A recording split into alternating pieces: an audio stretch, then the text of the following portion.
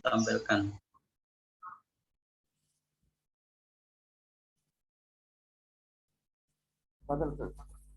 Baik.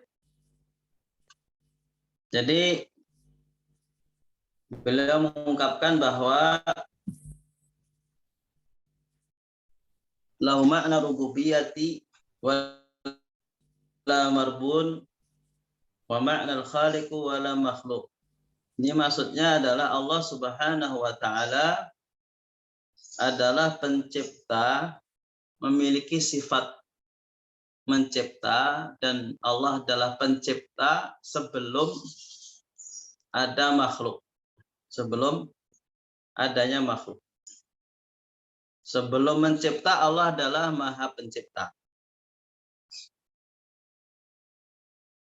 Allah Subhanahu wa taala seperti makna dikandung oleh kata Rabb adalah al-hifdzu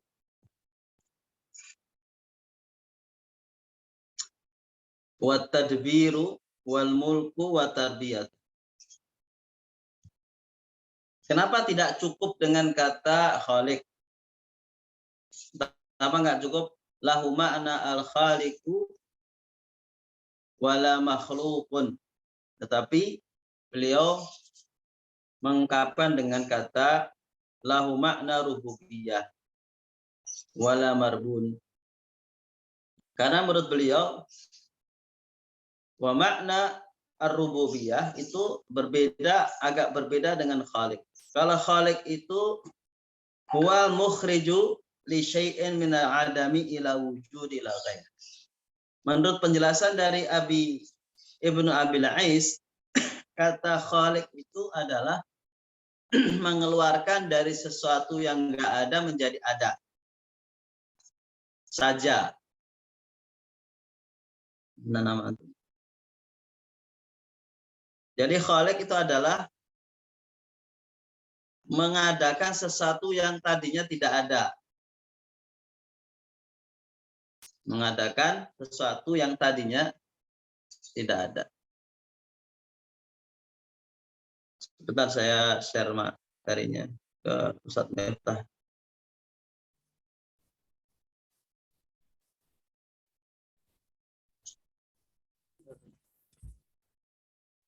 Sedangkan kata Rabb yang asal kata dari rububiyah itu memiliki makna al-mulku, raja, kerajaan, raja diraja, wal hifdzu,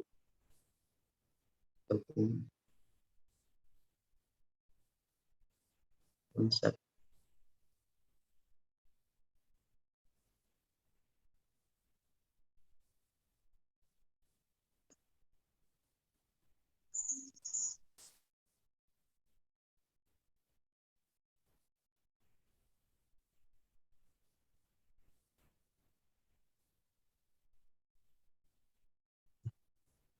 Lagi proses ke WA antum. Oke, itu oke. Baik. Nanti saya coba kemudian. Jadi Allah tidak hanya mencipta, tetapi Allah Subhanahu wa taala adalah memang menguasai alam semesta ini. Wal hifdzu, dan Allah Subhanahu wa taala menjaganya. Dan Allah juga mengaturnya, tadbir. Wat tarbiyah. Jadi menurut Ibnu Abil Ais, kata rububiyah itu mengandung al-mulku, kerajaan, kekuasaan, pemeliharaan, pengaturan, wat tarbiyah. Nah, tarbiyah itu hiya tablighu syai' kama lahu bitadrij. Yang namanya tarbiyah, rabba yurabbi tarbiyatan, Allah yurabbi, itu adalah tablighu syai' kama lahu bitadrij. Bagaimana Allah Subhanahu wa taala menyempurnakan sesuatu dengan proses, mengawal menjadikan sesuatu pada sempurna melalui proses ditadrid dengan step by step. Bagaimana janin dari nutfah kemudian jadi alaqah, mudghah, ini tadrid. Ini adalah Rabb. Bahwa Allah Subhanahu wa taala menciptakan alam semesta ini dan menyempurnakannya dengan tadrij, dengan proses yang Allah kehendaki. Jadi Allah tidak menciptakan terus kemudian membiarkan begitu saja, tapi Allah mengaturnya, Allah memeliharanya, menjaganya. Kalau perlu memaksanya. Ini yang dikandung makna Rabb. Maka ada di sini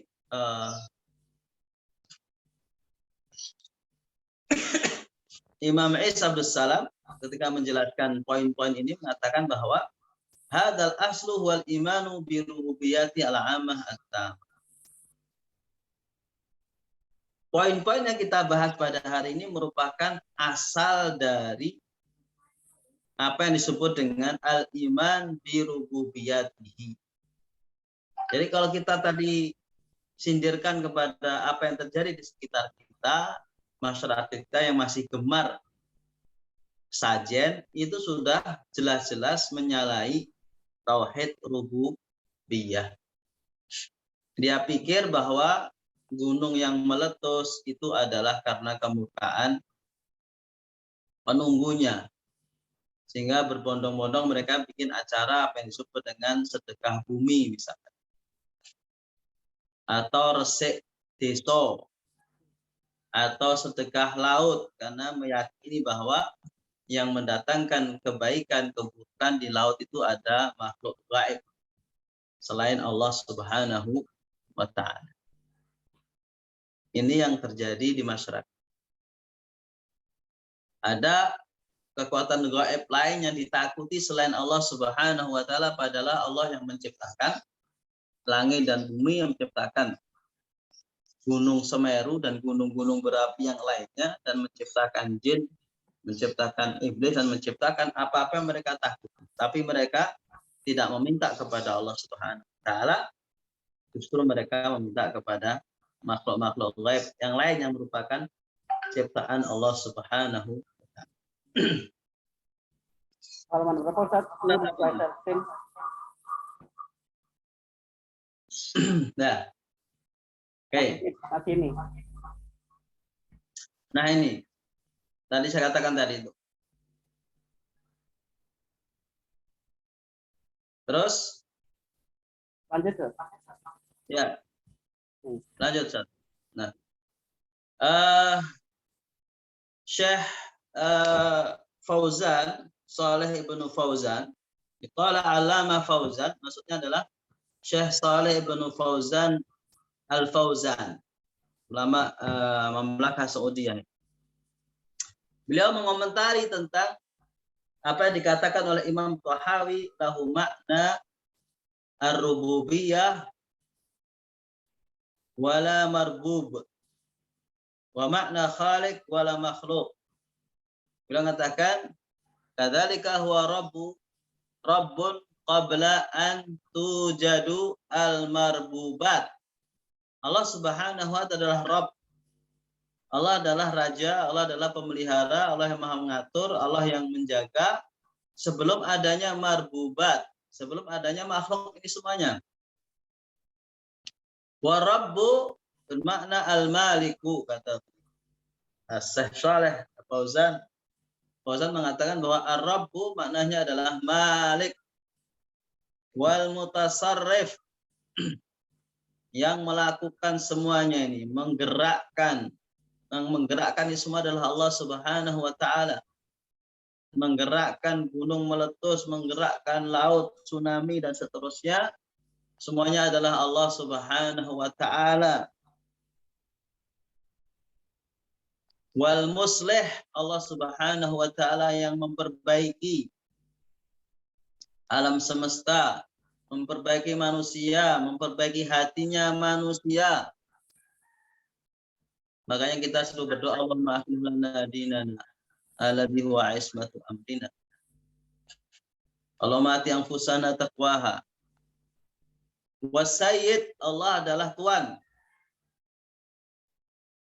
yang memerintahkan kita, yang berhak untuk kita taati.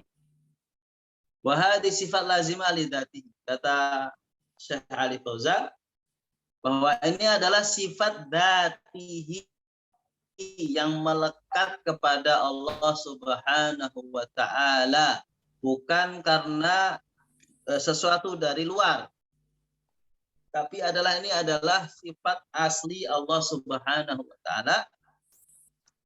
Yusahu birrububiyah bila bidayah wala nihayah.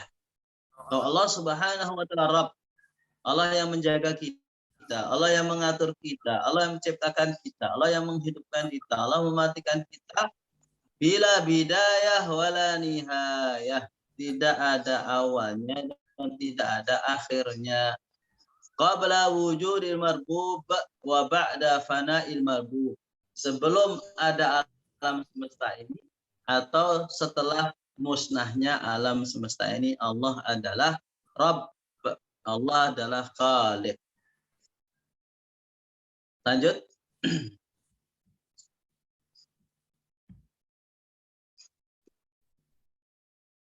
Ini bukan. Lanjut. Sudah habis, nah? Ya. Teruskan, Hal. Ini terus.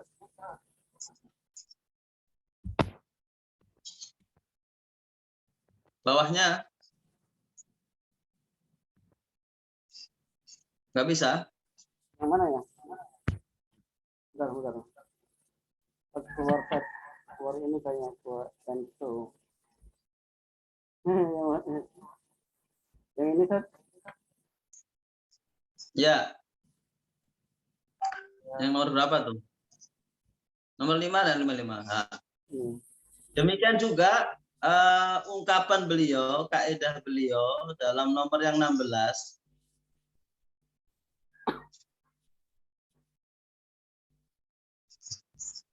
Nomor 16 itu beliau mengatakan, Imam Abu Ja'far atau Hawi mengatakan bahwa kama annahu muhyil mauta ba'da ma ahya.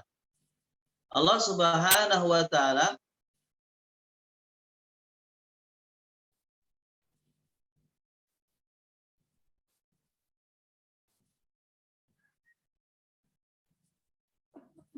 Allah Subhanahu wa Ta'ala Allah Subhanahu wa Ta'ala itu memiliki sifat ini nggak tambahkan dikit-dikit, nggak bisa. Memiliki sifat menghidupkan.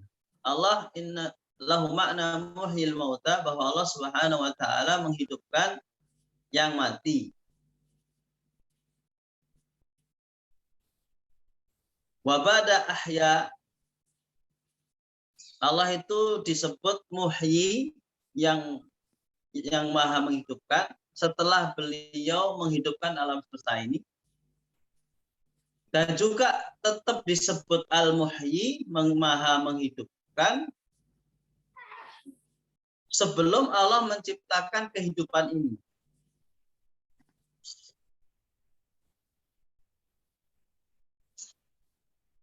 Jadi Allah pemberi hidup setelah memberikan kehidupan dalam menghidupkan kehidupan ini. Tapi Allah Subhanahu wa Ta'ala adalah maha menghidupkan sebelum adanya kehidupan ini. Sebelum menciptakan alam semesta ini, sebelum ini hidup, Allah adalah Al-Muhyi. Allah Al-Muhyi. Allah maha pemberi hidup dan namanya Al-Muhyi.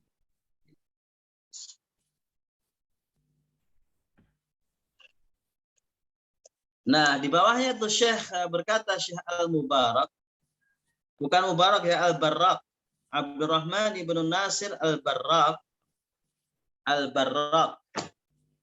Abdurrahman ibn Nasir Al-Barrak mengatakan bahwa Apa yang dikatakan oleh Imam Thahawi ini adalah dalil bahwa nama dan sifat Allah itu sifatnya qadim. Sifatnya qadim. Sifat yang lama, bukan hawadis, bukan sesuatu yang baru. Bukan sesuatu yang baru. Tetapi adalah sifat Rabb, sifat Khalik, sifat nama muhi dan sekaligus sifatnya itu adalah sifat Allah azali yang qadim, yang lekat dengan Allah Subhanahu wa taala. Tidak tergantung apa yang diciptakan dan apa yang dilakukan. Allah Subhanahu wa taala Maha menghidupkan dan Maha mematikan sebelum menghidupkan semua makhluk yang mati. Ya. Ini apa sih kok ngomong gitu, kenapa sih?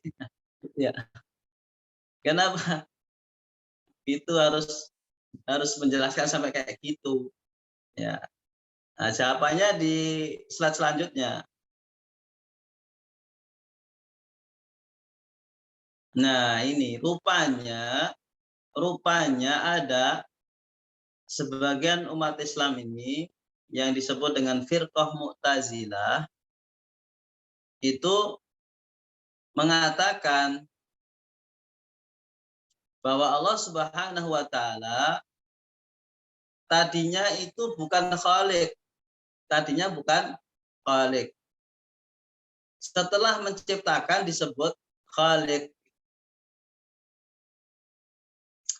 Bahwa Allah Subhanahu wa taala memiliki sifat dan nama-nama setelah ada objeknya. Jadi setelah ada Allah menghidupkan kehidupan, maka Allah memiliki sifat maha menghidupkan dan namanya Al-Muhyi. Allah itu memiliki sifat mencipta ketika mencipta. Ketika mencipta. Dan Allah disebut dengan Sang Pencipta setelah Allah mencipta.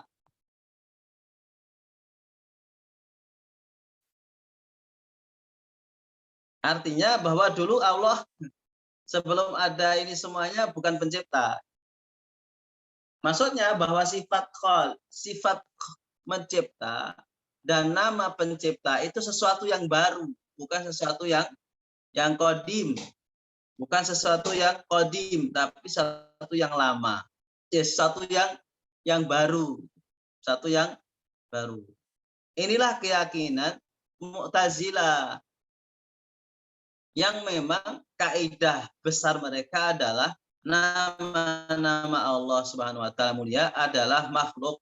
Nama Allah itu makhluk. Maka itu baru. Satu yang baru. Tidak seperti Ahlus Sunnah wal Jamaah meyakini bahwa sifat ini sudah sifat zatnya Allah Subhanahu wa taala. Baik sudah menciptakan atau belum menciptakan, Allah adalah Khalik.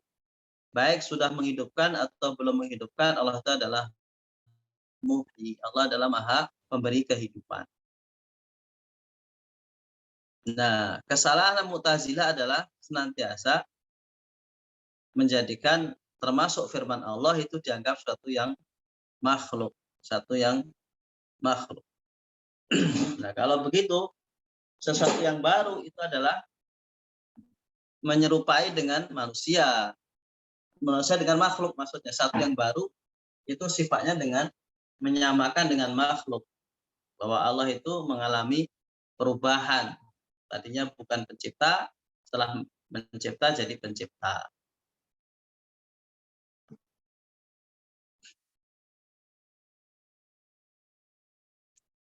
Sebentar, belum ke situ dulu sebentar. Nah, ini pandangan Mu'tazilah terhadap sifat-sifat dan nama-nama Allah Subhanahu wa taala. Bahwa dia adalah sesuatu yang baru, bukan satu yang qadim. Satu yang baru. Nah, ini ada nilai tasbihnya. ada upaya penyamaan dengan makhluk. Padahal Allah itu sifatnya adalah qadim. Zatnya lengket dengan sifatnya. Kalau zatnya qadim, ya sifatnya qadim, bukan jadid. Bukan. Oke, itu yang disampaikan oleh Syekh Saleh Al-Syekh, menyampaikan kesalahan Mu'tazilah yang terjebak dalam mentasbihkan dengan makhluk. Baik, lanjut.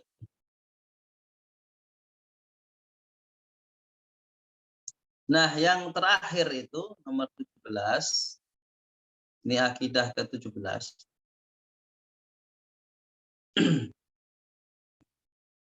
Syekh Tahawi, Abi Ja'far At-Tahawi mengatakan, dzalika bi annahu ala kulli syai'in qadir. Dzalika bi annahu ala kulli syai'in qadir.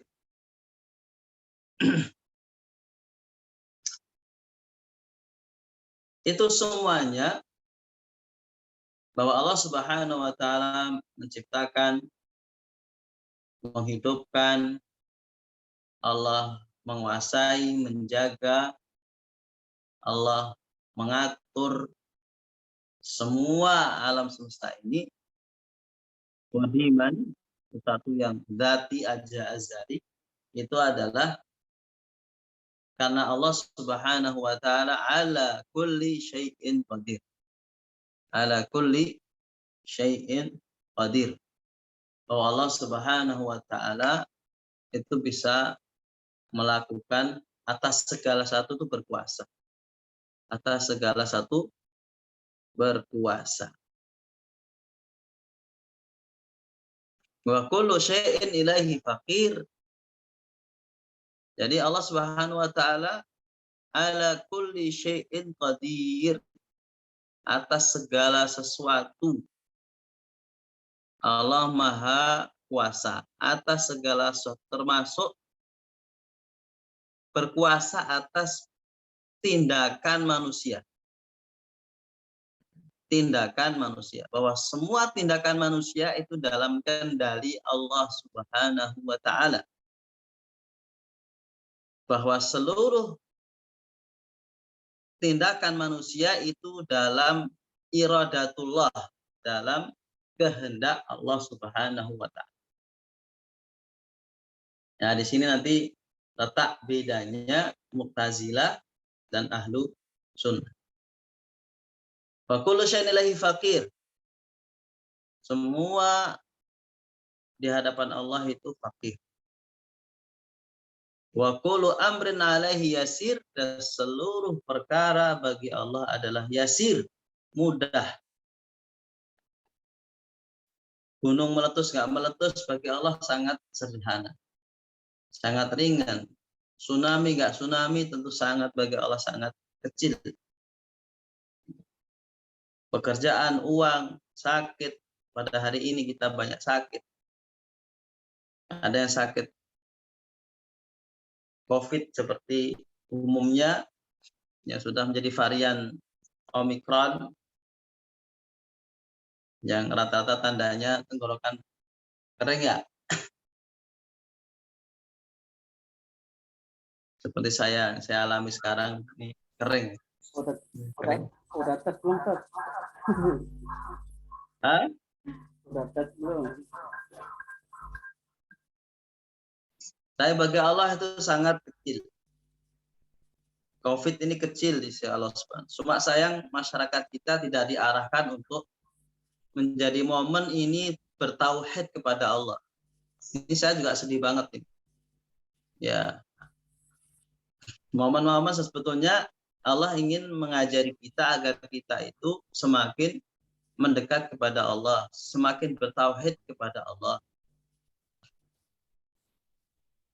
Meminta kepada Allah, karena bagi Allah sangat kecil, ya, memusnahkan COVID, menghilangkan COVID, menjadikan kita sehat. Bagi Allah, Allah yasir, mudah banget. Cuma sayang kita punya wakil presiden seorang ulama tidak mampu membuat kebijakan-kebijakan yang menjadikan umat Islam ini di masa pandemi semakin bertauhid, semakin tebal imannya. Oh.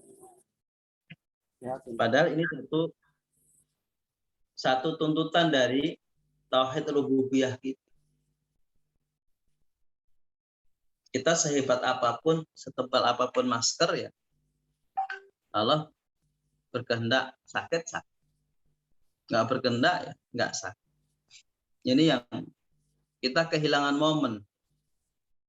Justru yang ribut adalah masalah ibu kota, masalah tempat buang anak jin buang anak yang kemudian berproses pada polisi dan macam-macam. Ini mirip dulu kejadian Piala Thomas antara Indonesia dan Malaysia. Jadi kan kita biasa kalau menggambarkan orang hebat itu kan kesetanan ya.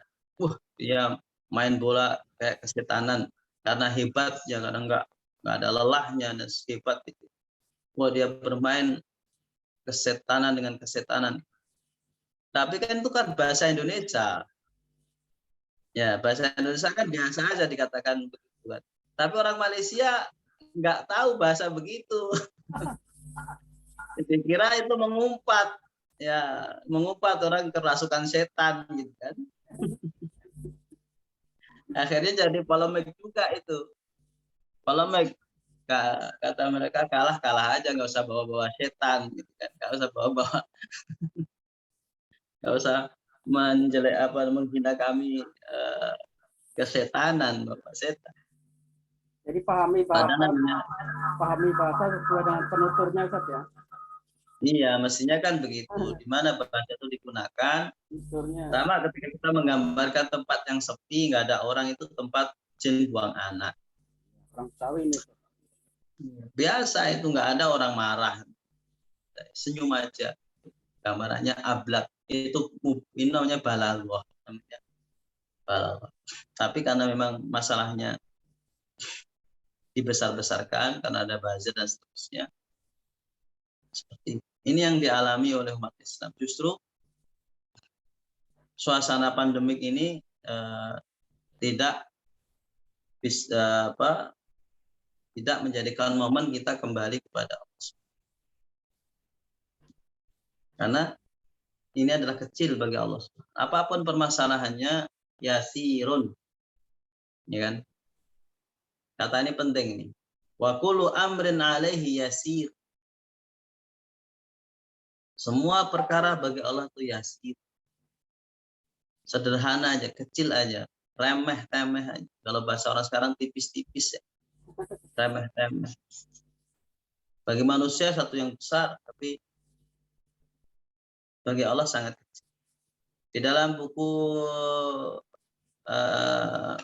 Minhajul Qasidin, Mukhtasar Minhajul Qasidin yang diringkas dari Ihya Ulumuddin itu, Imam Ghazali menggambarkan betapa suasana genting yang dialami oleh seseorang yang dikepung oleh anjing-anjing yang anjing-anjing yang ganas. Anjing-anjing yang ganas. Kalau dilayani berkelahi, manusia nggak ada apa-apanya sama anjing. Dan banyak giginya nggak setajam gigi anjing, kukunya pun nggak setajam kuku anjing. Bisa dibayangkan akhir dari pertarungan itu, kira-kira gitu ya. Kalau di film gitu kita bisa bayangkan akhir dari pertarungan itu mesti orangnya bawa belur, hancur. Ya, jadi bulan-bulanan anjing. Kita juga begitu menghadapi permasalahan ini. Kalau tidak melibatkan Allah Subhanahu wa taala, kita menjadi bulan-bulanan dari makhluk-makhluk lain. Jadi bulan-bulanan.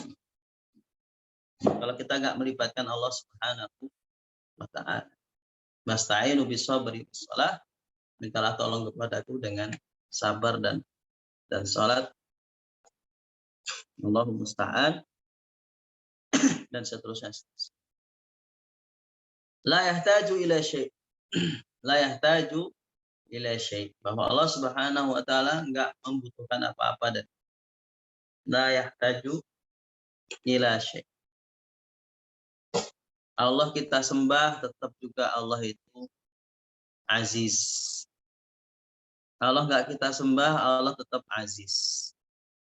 Allah kita syukuri, bersyukur atas nikmatnya, Allah juga aziz. Nggak nambah kemuliaan Allah. Kita kufur semuanya juga tidak menambah kemuliaan Allah, mengurangi kemuliaan Allah. Laisa kamitslihi syai'un wa huwas samiul basir. Bahwa Allah Subhanahu wa taala itu bukan seperti makhluk. Laisa kamitslihi syai'un.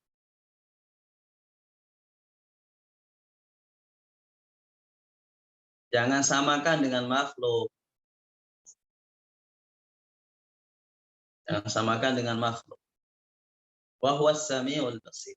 Ini menyindir Mu'tazilah yang sering terjebak di dalam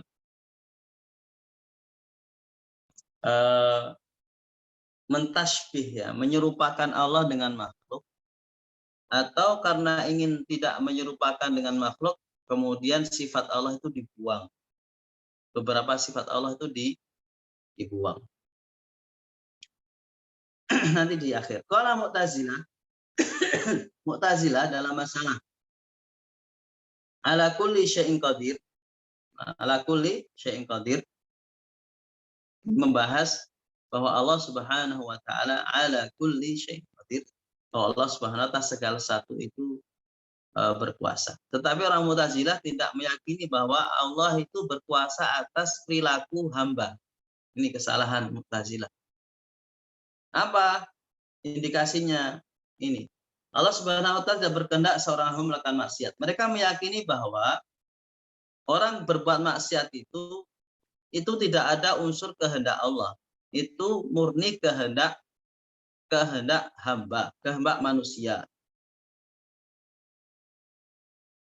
Jadi Allah tidak menghendaki maksiat. Dan ketika hamba jatuh kepada maksiat, itu adalah semata-mata kehendaknya dia sendiri. Tidak ada kehendak Allah di situ. Gimana? Benar nggak ini Mu'tazilah?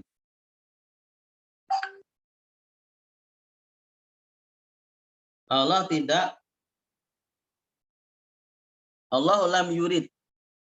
Ini bahasa Arabnya.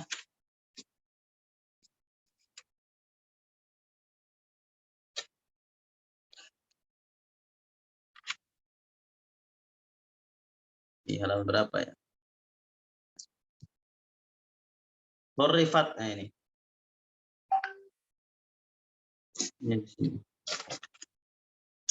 Di awal penjelasan dari Syekh Albani mengatakan bahwa Innallaha subhanahu wa ta'ala, orang Mu'tazilah mengatakan Innallaha subhanahu wa ta'ala lam yurid minal abdi wuqu'al ma'asi.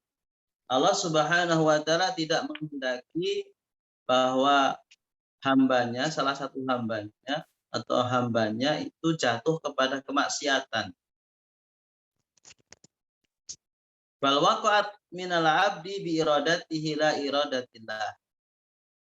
Kalau toh hamba itu melakukan maksiat, itu semata-mata kehendak manusia itu sendiri. Tidak ada kehendak Allah. Tidak ada kehendak Allah. Benar apa salah nih, Ustaz?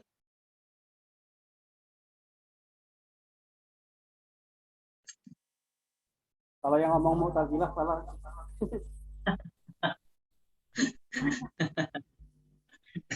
Tujuannya masih ya, kayaknya benar ya. Kayaknya benar. Seolah-olah benar. Seolah-olah benar.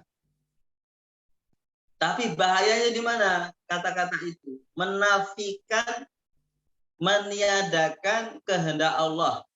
Meniadakan kehendak Allah. Jadi ada sesuatu yang terjadi di luar kendali Allah gitu. Ada yang terjadi sesuatu yang di luar ciptaan Allah gitu. Allah nggak ciptakan tapi tercipta. Gimana? Berarti kan bukan Allah ala kulli syai'in qadir. Bukan Allah pencipta segala-galanya. Allah nggak mau, Allah nggak berkehendak, tapi terjadi. Berarti kan bukan ciptaan Allah. Nah, ini yang mencidrai dari akidah rububiyah. Nah, di situ ada dialog Abu Futab yang dinukil oleh Imam Albani, Syekh Albani, membantah apa yang dikatakan orang Mu'tazilah itu. Ketika Mu'tazilah mengatakan, orang Mu'tazilah mengatakan bahwa dalam syair ya, za'ama jahulu wa man yaqulu biqaulih anal ma'asi min qada'il khaliq. Orang mereka menghina ahlu sunnah yang meyakini bahwa perbuatan maksiat itu bagian dari takdir Allah. Orang melakukan maksiat itu bagian dari qadanya Allah, ketentuan Allah Subhanahu wa taala. Kalau itu benar kata Mu'tazilah, kenapa ada hukum rajam bagi pezina? Kenapa ada hukum rajam dan cambuk bagi pezina? Kalau Allah menghendaki, kenapa ada hukum potong tangan atas pencuri? Nah, ini ungkapan Mu'tazilah yang kalau kita lanjutkan itu maksudnya Allah itu tidak menguasai perilaku hamba. Perilaku hamba itu berjalan sendiri tanpa kendali Allah Subhanahu wa taala. Maka dijawab fa'af'alul ibadi faqultu ma min khaliqin ghairillahi amjad. Saya jawab kepada ucapan mereka yang bahwa Allah Subhanahu wa taala itu tidak mengendalikan seluruh perilaku manusia dan mengatakan bahwa ma min khaliqin ghairu ilahin amjad. Tidak ada perbuatan manusia kecuali yang menciptakan Allah Subhanahu wa taala. Qalu fa'al fi'lul qabih murad. Orang Mu'tazilah menjawab. Terus kalau perbuatan yang jelek gimana? Maksiat. Memang Allah yang menciptakan, Allah yang menghendaki. Masa Allah menghendaki satu yang jelek? Qultu al-iradatu kulluha lisay. Ahlu sunnah menjawab bahwa seluruh kehendak itu adalah di tangan Tuhan Allah Subhanahu wa taala. Semuanya itu adalah kehendak Allah Subhanahu wa taala sebagai penguasa, rububiyah tadi, sebagai penguasa. Tidak ada kejadian, tidak ada kehendak kecuali itu milik Allah Subhanahu wa taala. Laulam yuridhu wa kana naqisatun. Kalau Allah tidak menghendaki kemudian terjadi, itu sama saja mencidrai sifat kesempurnaan Allah Subhanahu wa taala. Bagaimana mungkin ada sesuatu yang terjadi tanpa kehendak Allah, tanpa kendali Allah Subhanahu wa taala? Enggak mungkin, itu mustahil. Itu adalah sama saja kamu mencacat kesempurnaan Allah Subhanahu wa taala. Di mana cacatnya? An yu'jizahu raddi. Bahwa Allah Subhanahu wa taala itu tidak bisa membatalkan sebuah peristiwa. Allah lemah untuk meniadakan sebuah perbuatan.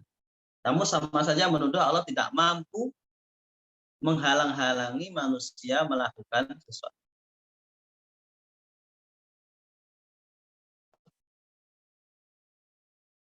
Nah, ini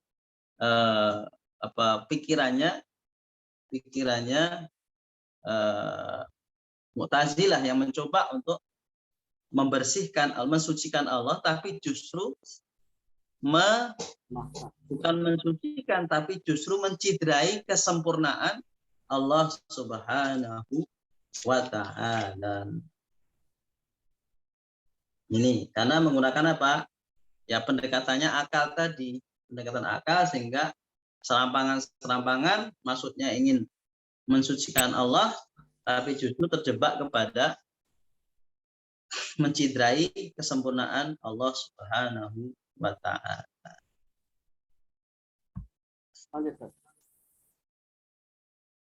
Lanjut. Kayaknya tinggal berapa lagi. Terus? Udah itu. Nah, iya. Nah, dari dialog tadi, kita Ahlu Sunnah wal Jamaah menyimpulkan ada namanya al-iradah kauniyah qadariyah. Al-iradah kauniyah qadariyah. Kehendak Allah terhadap kaun ini yang sudah Allah tetapkan. Al-iradah kauniyah al-qadariyah. Bahwa Allah Subhanahu wa taala sudah menetapkan untuk alam semesta ini ada hak dan ada batil. Ada pelaku hak, ada pelaku batil. Yang semuanya adalah kembali kepada iradatullah Subhanahu wa taala. Wa ma tasya'una illa ayyasha Allah. Bahwa memang Allah menciptakan hak dan batil. Dan manusia kemudian mempunyai kehendak untuk melakukan hak atau batil. Namun terwujudnya seorang manusia melakukan hak atau batil itu adalah penguasaan Allah Subhanahu wa taala. Wa ma tasya'una illa Allah. Kamu tidak akan melakukan sesuatu kecuali Allah memang menghendaki. Wa ma tasya'una illa ayyasha. Dan pada prakteknya bahwa banyak orang yang berniat keburukan namun kemudian sudah niat, sudah rencana dan direncanakan namun tidak terjadi keburukan itu. Dan kemudian kedua adalah iradatul kauniyah asyariyah. Allah memiliki kehendak pada alam semesta yang sifatnya syar'i.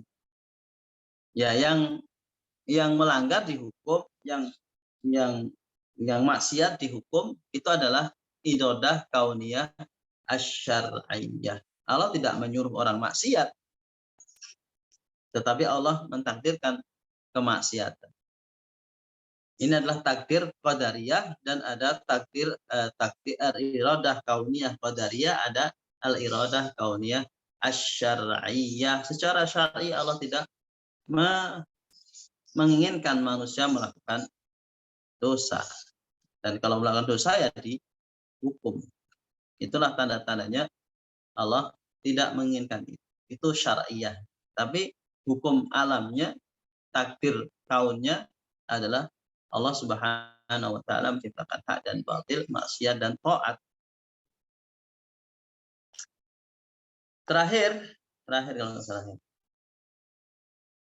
Oke, udah habis waktunya kah? Selesaikan aja Ustaz, masih 2 slide lagi. Ya. Nah, kenapa Mu'tazilah itu seperti itu?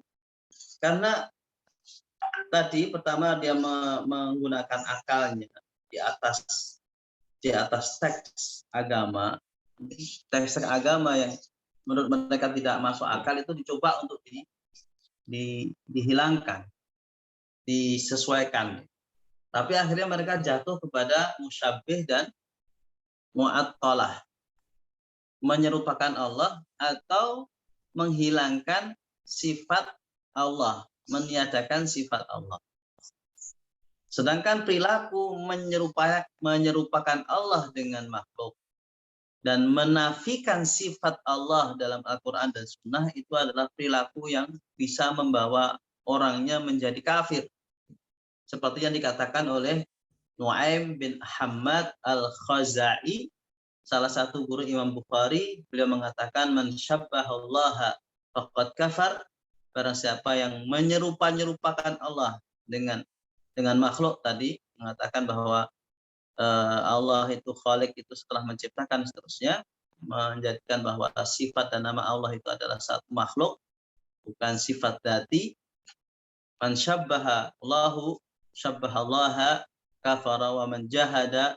Barang siapa yang menolak sifat Allah Subhanahu wa taala yang Allah sifati dirinya dalam Al-Qur'an dan juga dalam hadis, itu adalah faqad kafara. Faqad kafar.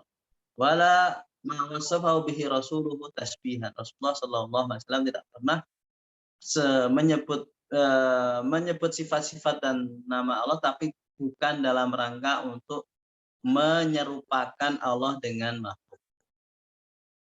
Sedangkan mu'attalah karena malu kok Allah Samiul Basir, laisa kamitslihi syai'un wa huwas Samiul Basir. Kok Tuhan kita kok sami mendengar?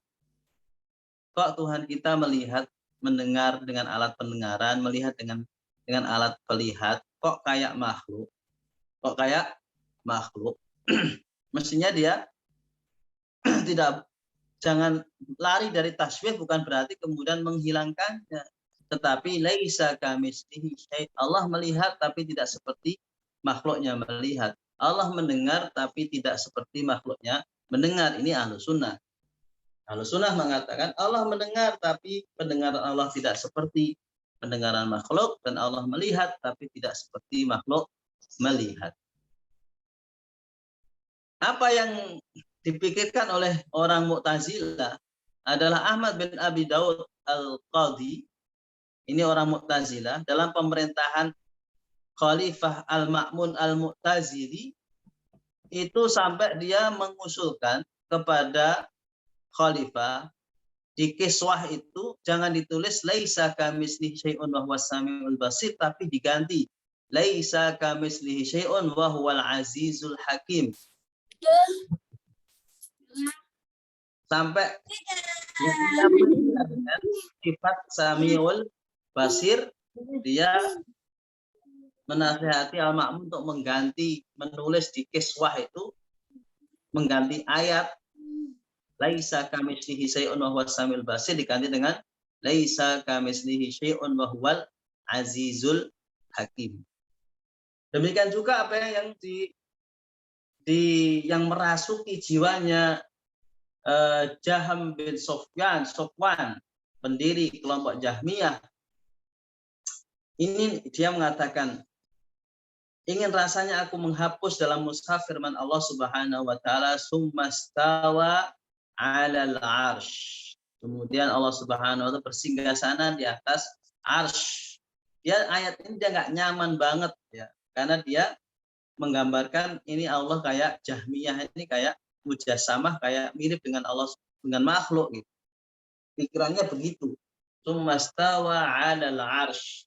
Saya pikir singgasananya Allah seperti singgasana manusia, sehingga dia merasa ingin rasanya aku hapus saja ayat yang berbunyi summastawa 'alal 'arsy. Ini ada disebut dengan kelompok mu'attalah. Ada dalam Quran tapi nggak dianggap, nggak dianggap karena dianggapnya adalah sifat yang menyerupai manusia, menyerupai makhluk. Terakhir, klik. Terakhir, ya. Nah ini closingnya dari Ibnu Ais, ya, Ibnu Abi Ais mengatakan hadal aslu wal imanu bi rububiyyati al-'ammah tammah. Apa yang kita sebutkan tadi nomor 15, 16, 17 itu adalah merupakan fondasi dari iman terhadap rububiyah Allah Subhanahu wa taala yang ammah, yang general, yang umum, yang sempurna. Bainahu la yu'minu bi annahu rabbu kulli syai'in illa man amana annahu qadirun ala tilkal asya. Tidaklah orang disebut beriman kepada Allah Subhanahu wa taala yang maha kuasa atas segala sesuatu, kecuali kalau dia meyakini Allah itu berkehendak, berkuasa atas semua yang kita sebutkan. Termasuk perilaku hamba itu dalam kekuasaan dan iradah Allah Subhanahu wa taala. Wala yu'min bi tamami rububiyyatihi, itulah orang disebut rububiyahnya sempurna, tauhid rububiyahnya sempurna, illa man amana, kecuali dia beriman bahwa Allah Subhanahu wa taala ala kulli syai'in qadir, bahwa Allah Subhanahu wa taala atas segala sesuatu itu maha berkehendak, maha berkuasa. Demikian Ustaz Miftah Ya, Ustaz. Wallahu a'lam bishawab. Ada teman kepada dari Ustaz atas materi. Suara saya kecil Ustaz ya, tapi masih kedengaran ya. Alhamdulillah. Insyaallah mudah-mudahan. Baiklah partisipan, silakan. Ini materinya sangat menarik tentang akidah ya. Selalu relevan di sepanjang zaman ya. Godaan-godaan yang kontemporer gitu ya. Pasti ada masalah-masalah akidah. Silakan yang mau bertanya secara langsung ya cepat. Itu ada cendol ya di kulkas. Bikin lagi. Apa Bu Harmia? Silakan, ada yang mau bertanya? Masakan makan siangnya sudah siap katanya. Pak Jai, silakan bertanya Pak Jai. Yang sudah hadir. Nanti dipikir dulu ya. Dari tadi belum mikir nih. Sudah jelas, sudah jelas. Ustaz, mungkin saya mengawali Ustaz tentang irodah Allah tadi kan. Irodah Allah itu kan ada yang qadriyah, ada yang syar'iyah tadi Ustaz ya. Irodah yang qadriyah berlaku untuk alam semesta Ustaz ya. Alam semesta raya yang sangat besar, luas ya. Planet-planet, bintang dengan jumlah yang triliunan, semuanya berlaku irodah qadriyah Ustaz ya. Hanya kepada manusia dan jin barangkali berlaku irodah syaksiyah gitu Ustaz ya. Jadi begitulah sunatullah barangkali kehendak Allah, sehingga manusia dengan irodahnya dia bisa taat sesuai dengan alam semesta raya, mengikuti kehendak Allah, ataupun dengan dia bisa tidak taat gitu, maksiat gitu ya. Dan keduanya mempunyai konsekuensi. Oleh karenanya manusia yang taat dengan irodahnya sendiri, dengan apa namanya, dengan irodahnya sendiri yang sesuai dengan Allah, itu maka posisinya lebih mulia daripada makhluk-makhluk lain, gitu Ustaz ya. Kalau makhluk lain itu sifatnya built-in dari sononya, kalau manusia dia perlu perjuangan untuk bisa taat dengan kehendak Allah yang sesuai dengan syariah dari Ustaz. Gimana Ustaz penjelasan? Ya. Manusia lebih mulia daripada makhluk semuanya kalau sudah di surga.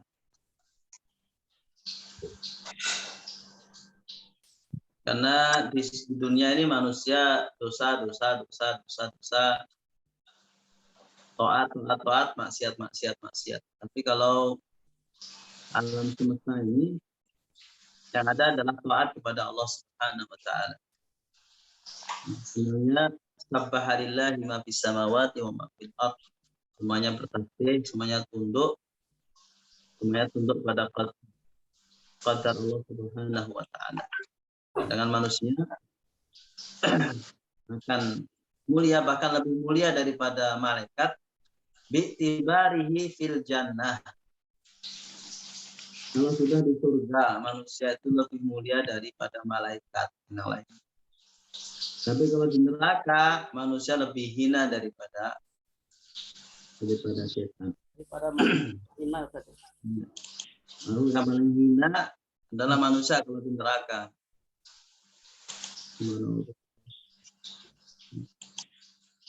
Bahkan manusia rela untuk jadi makhluk seperti tanah.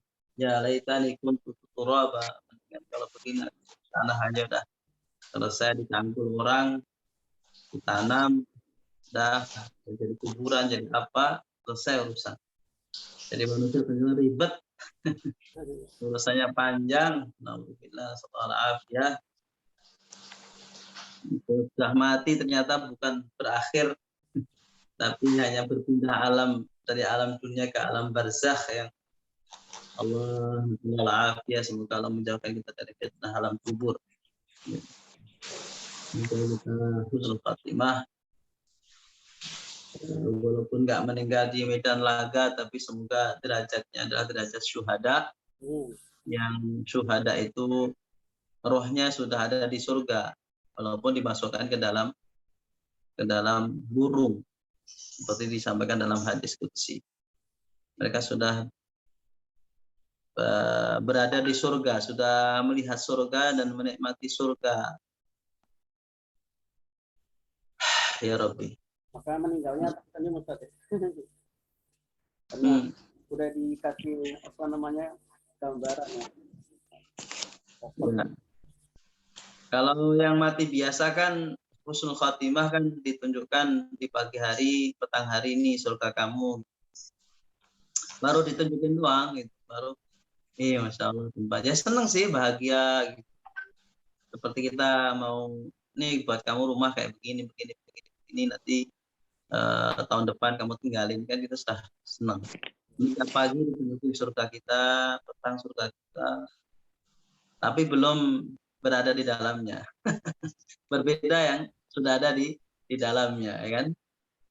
Sudah mencicipi manisnya surga, indahnya surga, walaupun belum berwujud manusia yang semestinya. Ustaz, ada yang bertanya, Ustaz. Saya bacakan ya. Monggo. Ustaz, di kampung saya kejadian dimulai dari seorang anak yang sudah menikah membeli sebuah rumah yang berseberangan jalan dengan rumah orang tuanya, agak mengerong posisinya. Begitu orang-orang di kampung sempat memperingati jangan membeli rumah tersebut, diprediksi akan meninggal anaknya atau orang tuanya, dan baru-baru ini meninggal adalah menantunya, dan itu jadi pembicaraan sekampung. Bagaimana itu? Ya. Yang pertama, ini tentu takhayul ya, takhayul, khurafat. Khurafat, satu yang ketentuan-ketentuan yang berkenaan dengan satu yang gaib yang tidak ada di dalam wahyu. Ya, wahyu. Apapun yang bersifat gaib itu penetapannya harus menggunakan wahyu, apakah Quran atau sunnah Rasulullah SAW. Kalau di luar itu berarti dia khurafat. Khurafat sesuatu yang diyakini mendatangkan kemudaratan dari alam gaib yang dia nggak tahu. Nah, tentu saja setan punya kepentingan agar manusia itu melakukan kemusyrikan, ya. Dia akan melakukan berbagai cara, termasuk melukai manusia, mencidrai manusia, dan seterusnya, dalam rangka agar manusia itu meyakini hal-hal yang khurafat, takhayul yang di luar ketentuan agama, sehingga nanti selanjutnya melakukan satu ritual tertentu. Maka di situ pentingnya kita mendekat kepada Allah Subhanahu wa taala. Bentuk dari tauhid kita adalah bukan berarti kita cuek. Cuek itu mah khurafat, takhayul. Enggak, bentuk tauhid kita adalah kemudian melakukan ritual kepada Allah Subhanahu wa taala. Untuk rumahnya harus dibacakan Quran, karena memang seperti Rasulullah Shallallahu Alaihi Wasallam, bacalah surat Al-Baqarah, setan nggak akan masuk ke rumah yang dibacakan Al-Baqarah. Demit, jin, genderuwo, terus banaspati, mbah timbal, mungkin masuk kalau kita bacakan Al-Baqarah. Nah, ini adalah perintah dari Rasulullah SAW bersifat gaib. Jelas petunjuknya, doanya. kan? Bagaimana dibersihkan rumahnya, salah satu dibacakan Al-Baqarah tadi, kemudian dijauhkan dari rumah dari maksiat-maksiat, baik keluarga, kamar-kamar, seterusnya. Jadi ada upaya-upaya syar'i yang harus kita lakukan, bukan kemudian kita anggap itu tidak ada. Ada kekuatan gaib itu ada, setan ada, demit ada, jin ada, dan mereka juga bisa menyebabkan Allah memberikan izin seperti itu. Makhluk yang lainnya bisa menyakiti kita, maka dari situlah kita kemudian mendekatkan dengan cara gaib kepada Allah Subhanahu wa taala dengan melakukan ritual-ritual yang sudah dituntunkan, dicontohkan, diperintahkan Rasulullah Shallallahu Alaihi Wasallam. Ini masyarakat seperti itu harus diedukasi, Ustaz ya, tentang diedukasi dan juga didakwahi, bukan sekedar edukasi ya, didakwahi, dibimbing dan juga ditunjukkan kepada mereka. Tunjukkan kepada mereka bahwa keyakinan itu bisa bahaya dari ancaman setan itu, dari jin itu bisa dikalahkan oleh Allah Subhanahu wa taala. Memang ada kita dan saya dikuasai oleh jin dan sebagainya, ada. Tapi penyelesaiannya bukan kemudian membiarkan keyakinan itu terus menggerus tauhid, tapi justru dihadirkan dengan melawan dengan tauhid, bahwa Allah yang mengizinkan semuanya ini. Ini bisa disebut tatoyur juga, Ustaz ya? Tatoyur. Tatoyur bukan, tatoyur itu kan pesimis ya, sikap pesimis ketika melihat ada sebuah fenomena gitu ya, ada ular lewat di jalan terus pesimis, jangan-jangan nanti ke depan ada bahaya besar, itu nggak boleh. Oh, termasuk yang ini Ustaz, kelompok tertentu atau masyarakat tertentu menghindari angka-angka 13, gitu. Angka 4 dihindari. Jadi 13. tidak ada, Pila Nusa Indah 4 nggak ada, 1, 2, 3, 5. Iya, itu memang sudah termakan oleh takhayul, khurafat itu ya. Kemudian ya mau nggak mau mencidrai tauhidnya, bahwa selain ada yang mengalahkan Allah gitu, ada yang lebih perkasa daripada Allah. Makanya harus dilawan. Dan pada tanggal tersebut, tanggal 13 ini nggak mau pergian. Ya, ini kan mesti dari dukun itu, mesti dari dukun. Silakan yang lain yang mau bertanya, Pak Jai. Sanifah. Ya, silakan. Assalamualaikum warahmatullahi wabarakatuh. Waalaikumsalam. Mana orang ini? Saya terlambat tadi, tapi apa sudah dijelasin atau tidak atau Ustaz lain tentang, karena ada perbedaan dengan mungkin ya dengan saudara-saudara kita Salafi gitu, tentang misalnya istawa, tempat tinggal itu gimana nih sebenarnya dari yang benar lah katakanlah untuk menyikapi ini, karena tidak hanya itu aja, banyak hal juga yang lain. Jazakallah Ustaz. Ya, ini kan memang masalah digolongkan dalam permasalahan memahami asma wa sifat. Memahami asma wa sifat, ya, nama-nama Allah dan sifat-sifat Allah Subhanahu. Seperti Allah Subhanahu wa taala Ar-Rahmanu 'alal 'arsy istawa, bahwa Allah yang Maha Pengasih itu bersinggasana di singgasana ya. Ayat-ayat seperti ini adalah ayat-ayat yang dikategorikan sebagai mutasyabihat. Ayat-ayat tentang sifat Allah ini adalah mutasyabihat. Sering ulama mengatakan kita nggak tahu makna sesungguhnya kecuali Allah Subhanahu wa taala. Kita imani apa adanya. Kita imani ya Ar-Rahmanu 'alal 'arsy istawa. Kita imani itu bahwa ini adalah firman Allah Subhanahu wa taala dan Allah seperti itu. Nah, inilah yang disebut dengan pemahaman yang disebut kemudian pemahaman salafiyah. Pemahaman salafiyah. Atau sebetulnya lebih tepatnya inilah pemahaman Imam Ahmad bin Hambal. Pemahaman Imam Ahmad bin Hambal sebagai imam yang paling muda yang menghadapi masalah ilmu filsafat. Saya sudah berkembang kemana-mana. Kemudian mulai muncul pertanyaan, apa maksud dari Ar-Rahmanu 'alal 'arsy istawa? Apa maksud dari wasi'a kursiyus samawati wal ardh? Apa maksud dari yadullahi fawqa aydihim? Ini muncul pertanyaan-pertanyaan ketika Islam sudah menyebar sampai di luar Jazirah Arab. Ketika orang sudah nggak ngerti bahasa Arab lagi, maka mereka ingin menegaskan ini maknanya apa sih maksudnya? Maksudnya apa sih? Nah, berangkat dari ingin mensucikan Allah agar Allah tidak dipahami salah.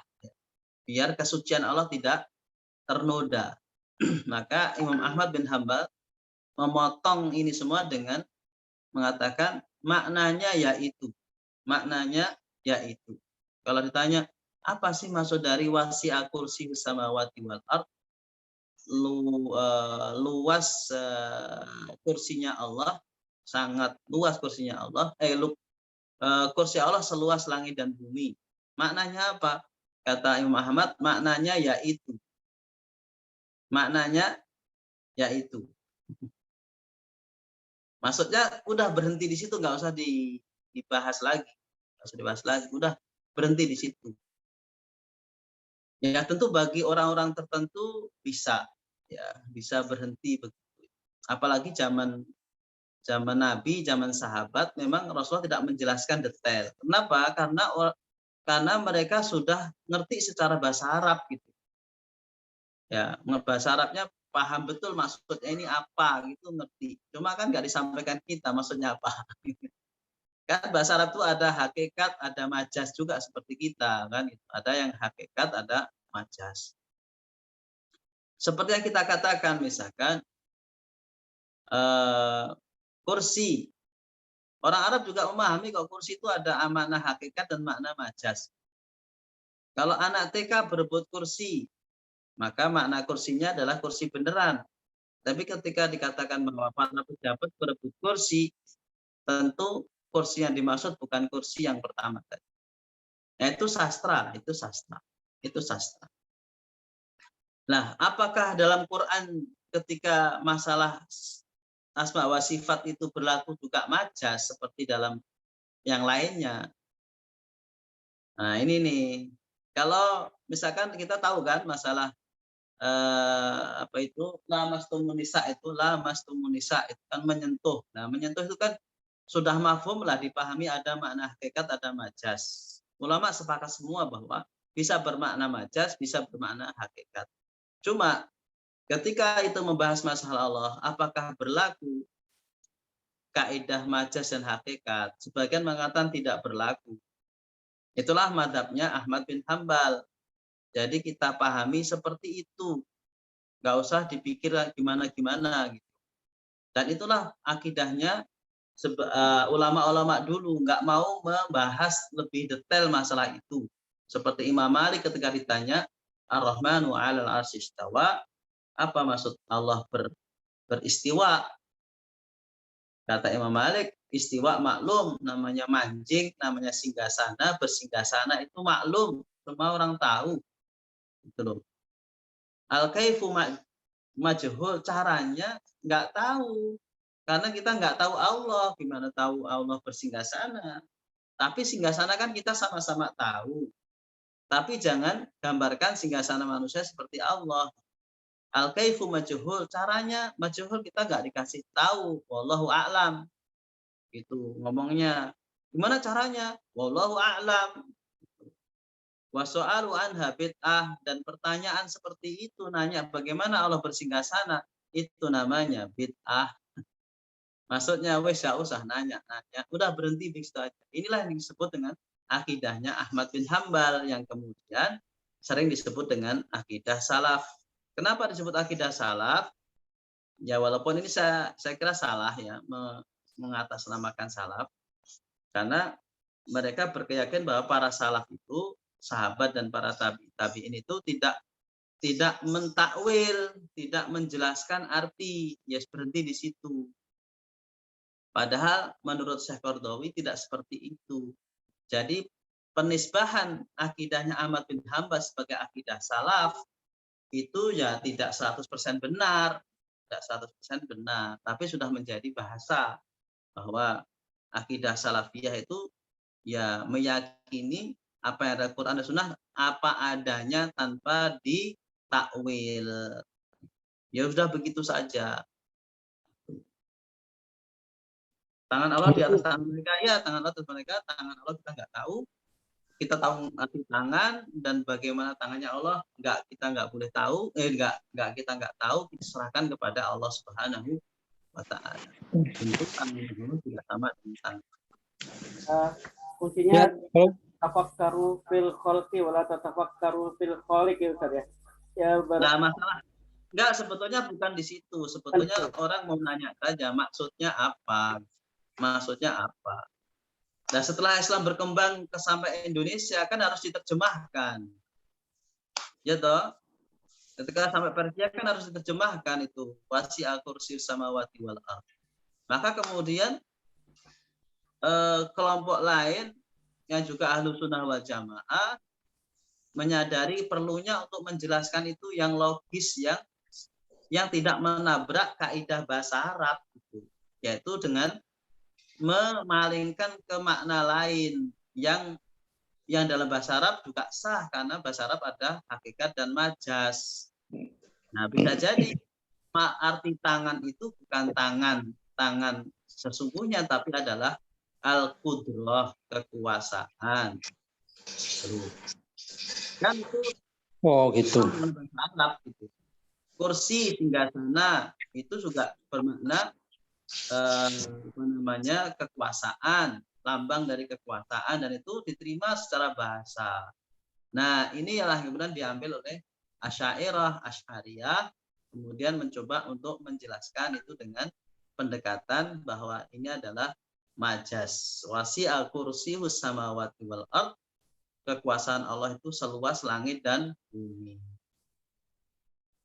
Logis kan? Logis. Saya tambah mau tanya sebentar kali boleh? Jadi ini masalah cabang, masalah furu ya, sangat furu banget di dalam masalah sifat.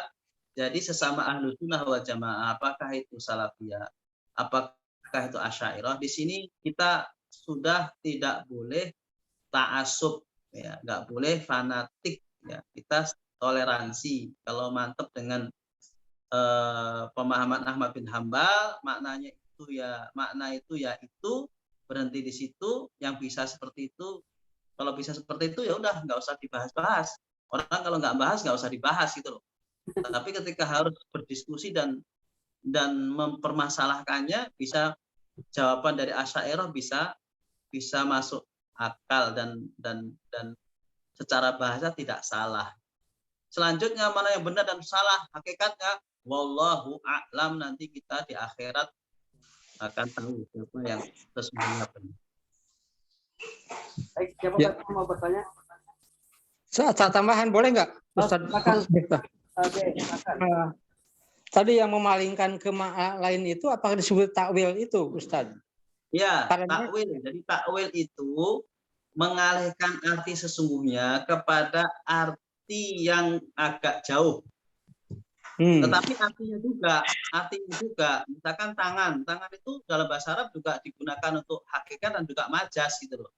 Tapi ketika dikatakan tangan, itu makna yang kuat adalah tangan. Tetapi makna jauhnya adalah qudrah. Bahkan sahabat juga sudah ada yang mentahwil seperti itu ya, betul nggak, Ustaz? Ya, ketika ketemu ayat dengan kullukum halikun ila wajhah, semuanya hancur kecuali wajah Allah. Ya Ibnu Abbas mentakwilkan, nggak bisa tidak, masa tinggal wajahnya Allah. Yang dimaksud itu adalah zatullah kan gitu, zatnya Allah. Berarti kan itu ada qiyas di situ. Ada majas, seperti bahasa kita nggak kelihatan batang hidungnya. Yang dimaksud bukan batang hidungnya, maksud adalah orangnya. Makanya Qurtubi menafikan kalau kemudian tidak terima kalau tidak mentakwil sama sekali itu adalah mazhabnya salaf. Enggak benar beliau. Perlu diperbaiki. Ya. Baik. Jazakallah Ustaz. Iya nih Pak, saya nih ngomong tapi nggak kelihatan batang hidungnya. Sekali lagi masalah perbedaan, masalah takwil dan tidak takwil, masalah furu' dalam masalah akidah. Jadi berlaku toleransi, bukan amputasi. Tidak ada yang sesat di sini. Tapi kalau ada yang menyesatkan gimana nih misalnya? Nah itulah yang kita sayangkan. Ya itulah yang sayangkan. Apalagi kalau mengatakan Ahlus Sunnah wal Jamaah itu tidak mentakwil. Yang mentakwil itu ahli bid'ah. Ini yang dimaksud ta'assub madhabi. Ini yang menghancurkan umat Islam. Ini yang menjadi penyakit. Sudah saatnya kita berhenti. Ini adalah dimanfaatkan oleh musuh Islam untuk memporak-porandakan umat Islam. Padahal ini adalah masalah furu' akidah yang sejak zaman sahabat juga sudah ada perbedaan di antara mereka. Dan mereka tidak saling mengatakan kamu ahli neraka, kamu ahli bid'ah. Tapi di sana ada toleransi. Oh, jazakallah Ustaz. Baik. Yang harus dihindari adalah usul akidah saja, yang perbedaan dalam masalah usul seperti Mu'tazilah sama Jahmiyah. Ya, betul ya, masalah Mu'tazilah, karena Mu'tazilah sudah menafikan, meniadakan sehingga terjebak dalam tasbih dan seterusnya. Itu nggak ada toleransi saja. Baik, saya kira cukup Ustaz, waktunya udah habis. Jazakallahu khairan katsiran. Demikianlah para partisipan kajian akidah pagi hari ini. Saya kira materinya sangat penting tentang akidah. Jarang-jarang kita berdiskusi masalah akidah ya. Maka sebaiknya kita manfaatkan benar gitu ketika kajian akidah ini untuk bertanya berbagai fenomena di sekitar kita yang terkait dengan akidah yang itu adalah membahayakan diri kita kalau kita tidak memahaminya secara benar. Baik, sebagai penutup acara kami mohon kepada Ustaz Hari untuk membacakan doa buat kita semua, buat keselamatan, kesehatan, dan kebahagiaan, keberkahan kita semua. Fadhal Ustaz. Bismillahirrahmanirrahim. Qulillahumma malikal mulki tu'til mulka man tasha' wa tanzi'ul mulka man tasha' wa tu'izzu man tasha' wa tudhillu man tasha' biyadikal khair innaka 'ala kulli syai'in qadir. Tulijul laila fin nahari wa tulijun nahara fil lail wa tukhrijul hayya minal mayt wa tukhrijul mayta minal hayy wa tarzuqu man tasha'u bighairi hisab. Allahumma shalli 'ala sayyidina Muhammadin abdika wa nabiyyika wa rasulika nabil ummi wa 'ala alihi wa sahbihi wa sallim taslima. Allahumma ighfir lana dhunubana wa kaffir 'anna sayyi'atina wa tawaffana ma'al abrar. Rabbana zalamna anfusana wa illam taghfir lana wa tarhamna lanakunanna minal khasirin. Rabbana la tada' lana fi maqamina hadha dhanban illa ghafartah wa la hamman illa farajtah wa la 'aiban illa satartah wa la jahilan illa 'allamtah wa la hadainan illa qadaitah wa la maridan illa syafaitah wa la maridan illa syafaitah wa la maridan illa syafaitah ولا حاجة من حوائج الدنيا والآخرة إلا قضيتها ويسرتها يا أرحم الراحمين. اللهم ارفع عنا البلاء والوباء والمرض والمحن. اللهم ارفع عنا البلاء والوباء والمحن ما ظهر منها وما بطن من بلادنا هذا خاصة ومن بلاد المسلمين عامة يا ذا الجلال والإكرام. ربنا آتنا في الدنيا حسنة وفي الآخرة حسنة وقنا عذاب النار وآخر دعوانا الحمد لله رب العالمين. Terima Ustaz Ari Susanto atas kajian pada hari ini. Insyaallah memberikan banyak pencerahan yang akan buat kita semua dan insyaallah kita akan memberi panduan buat kehidupan selanjutnya gitu. Jazakumullah kepada partisipan yang sudah bergabung hingga akhir pertemuan. Baiklah kita tutup dengan baca doa kafaratul majlis.